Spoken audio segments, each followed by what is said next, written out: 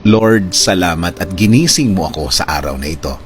Lord, I thank you for this brand new day. Thank you for waking me up. Salamat at nagising ako, Panginoon. Maraming salamat sa napakagandang gising ko na ito.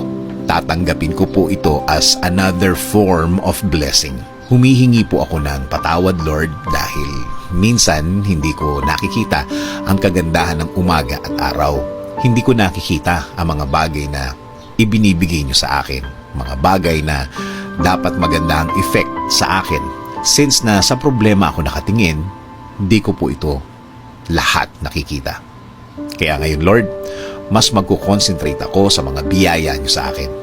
Mas ibubukas ko ang aking mga mata, ang aking puso, ang aking isip. Mas hahanapin ko ang kagandahan ng araw at kagandahan ng sitwasyon. Sa ganda ng mga bagay na inilalagay niyo sa aking buhay. In Jesus' name we pray. Amen.